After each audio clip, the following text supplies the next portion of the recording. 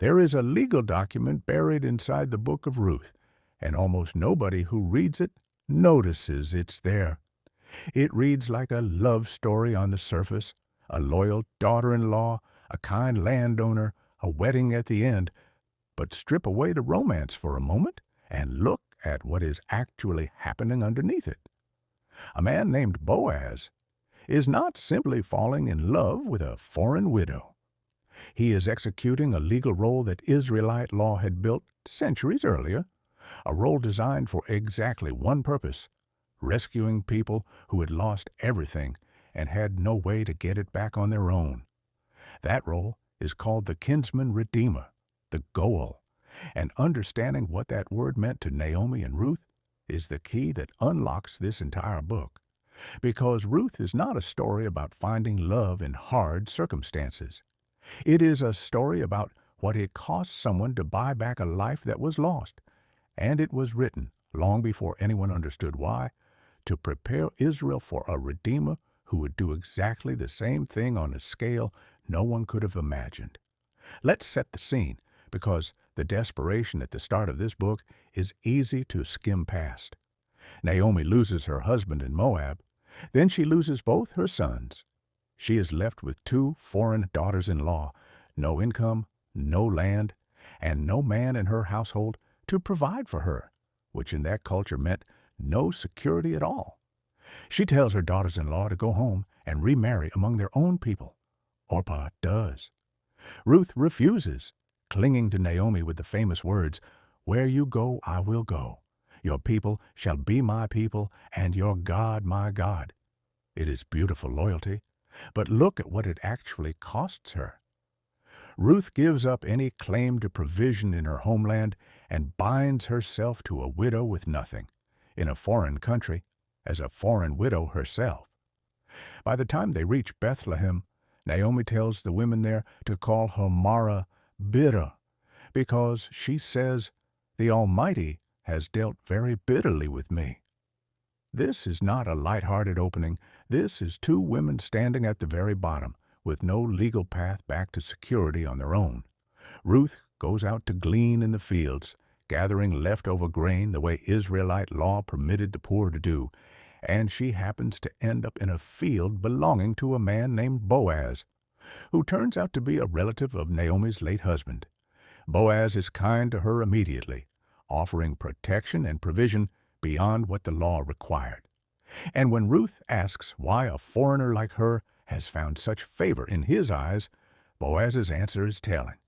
He has heard everything she did for Naomi, and he prays that the Lord repay her fully for it. Boaz already sees Ruth clearly, but kindness in a field is not yet redemption.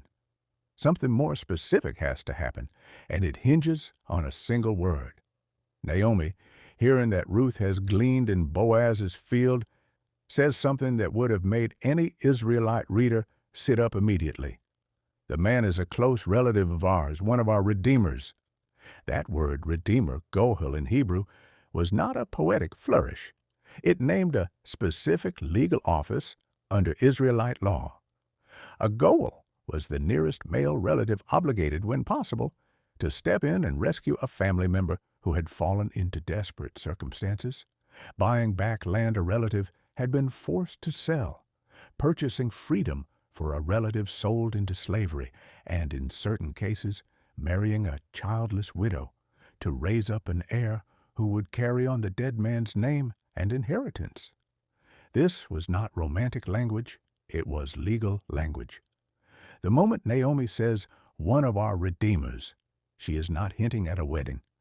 She is naming the exact legal mechanism that could rescue both of them from permanent poverty and the erasure of her husband's family line. So when Ruth, at Naomi's instruction, goes to Boaz at night on the threshing floor and asks him to spread the corner of his garment over her, she is not making a romantic overture out of nowhere. She is using the language of covenant protection, invoking his role as Redeemer directly, asking him to act in the office Naomi had already identified. And Boaz's response confirms it. He does not treat this as a surprising proposal.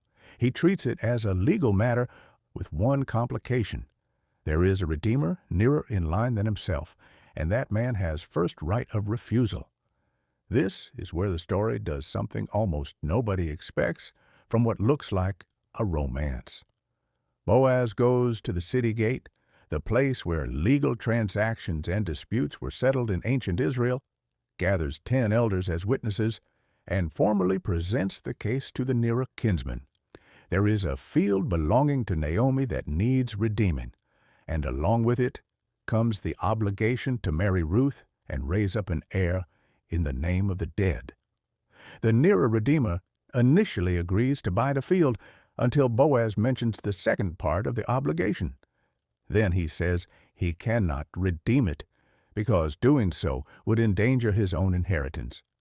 And then comes the strange detail modern readers tend to skip past entirely. He removes his sandal and hands it to Boaz.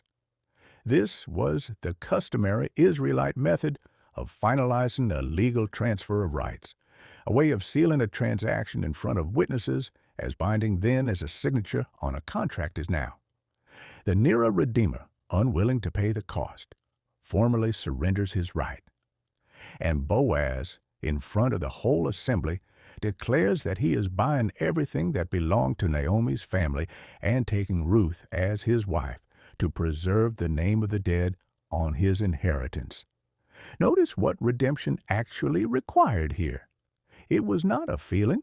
It was not simply goodwill. It demanded a price. It demanded that the Redeemer be a near relative, that he be willing, and that he be able to pay whatever the redemption cost him. The nearer kinsman was near enough and able enough, but not willing enough, because the cost to his own inheritance was too high. Boaz was willing to pay a real price for a family that could offer him nothing in return, to purchase back a name that was not his own, to make an inheritance secure that would never have existed without him. That is what redemption cost in Bethlehem, and it is exactly what redemption costs everywhere else in Scripture. And then the story ends with a detail most readers rush past entirely. Ruth and Boaz have a son named Obed. Obed becomes the father of Jesse. Jesse becomes the father of David. The book of Ruth closes with a genealogy tracing 4 generations forward, from a foreign widow gleaning in a field to the greatest king in Israel's history. And Matthew's Gospel, opening the New Testament, traces that same line even further, through David, all the way to Jesus, explicitly naming Ruth in his genealogy of Christ. The kinsman-redeemer who paid a costly price to rescue a family with nothing to offer him becomes, through his own bloodline, the ancestor of the ultimate kinsman-redeemer, who would do the very same thing for the whole world. Jesus had to become near to us, taking on flesh and blood, to have any legal standing to redeem us. He had to be willing when nothing compelled him but love, and he had to be able, paying a price no nearer Redeemer in human history could afford, his own life, to purchase back what sin had sold into slavery. So the love story is real. But it was never only a love story. It is a legal drama first, showing you exactly what redemption requires: nearness, willingness, and the ability to pay. And if you have ever felt like Naomi, stripped of everything and calling yourself bitter, or like Ruth, a foreigner with no claim on grace, here is the whole book in one line. There was a Redeemer who was near enough because he became one of us. He was willing because nothing forced his hand but love. And he was able because he alone could pay a price sufficient to buy back everything that was lost. That is not a fairy tale ending stitched onto an ancient romance. That is the blueprint for the gospel, hidden in a threshing floor and a sandal and a gate full of witnesses, 3,000 years before anyone fully understood what they were watching. If this old familiar story is opening up for you tonight, hit subscribe and drop a word in the comments. It helps this study reach the next person still standing in their own field of nothing, wondering if anyone is willing to pay what it costs to bring them home.